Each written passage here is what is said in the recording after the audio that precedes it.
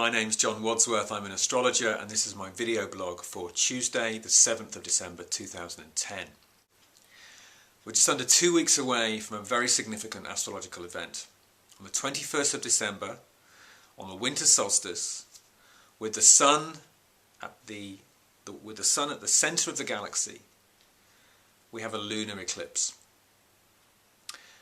Now all the talk is about 2012. Of course, the end of the Mayan calendar, when the sun, the winter solstice sun, in alignment with the galactic centre, marks the return within the Mayan system of the sun to its own birthplace, the birth canal that the dark rift at the centre of our Milky Way galaxy represented for them, the Milky Way representing the Great Mother, the dark rift at the centre representing the birth canal, the sun, the solstice, the winter solstice sun, which is the resurrection, the rebirth of the sun in the annual cycle, at the galactic centre, the rebirth of the sun every 26,000 years in the great year.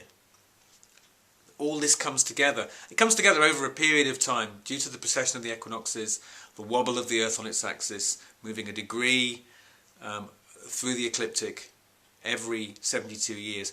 With the sun having a half a degree diameter, that means that really this alignment is in place for 36 years.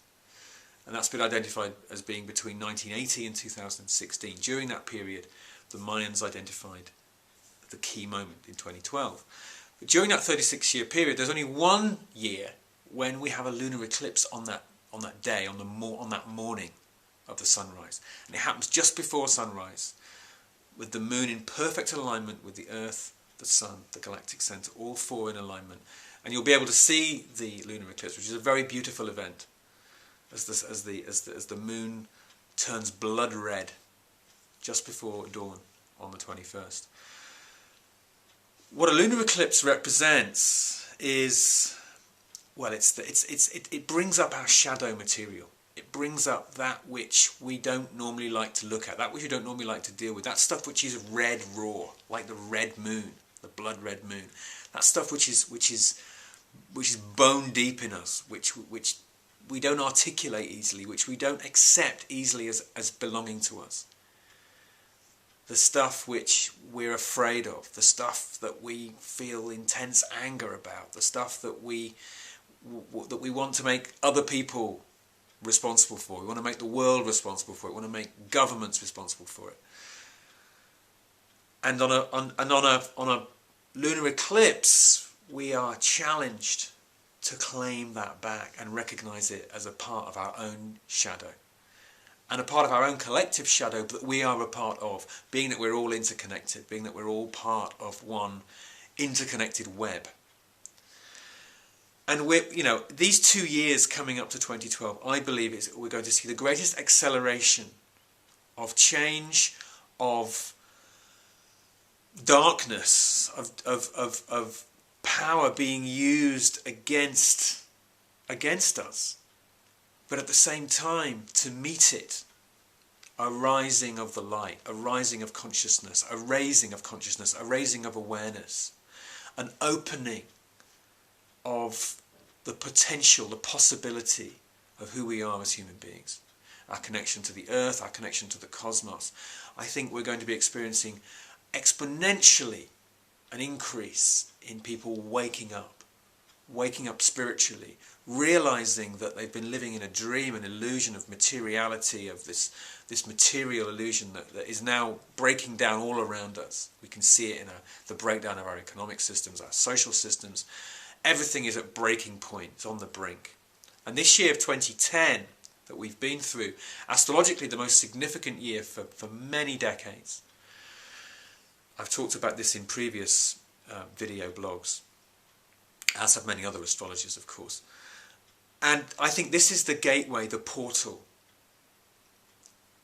into this 2012 transition. The next 2 years I think are going to be critical Uranus and Pluto in a square relationship, working their square out on the cardinal cross at this 0 degree point. And this lunar eclipse that happens on the 21st of December this year is also on that cardinal point at 0 Capricorn. We have a nice little precursor to it in a week's time on the 14th of December. Mercury, Mars and Pluto make an exact conjunction in Capricorn. If that doesn't raise the shadow, if that doesn't bring stuff up to the surface to be dealt with, and bring the heat of Mars up very strong in Capricorn there, if ever there was a symbol to sort of give us forewarning of an important moment like a lunar eclipse, then that surely is it. So, hold on to your horses these couple of weeks. This is powerful stuff, and be willing to face the demons in your relationships. Be willing to face the demons in yourself. Accept them. Be with them.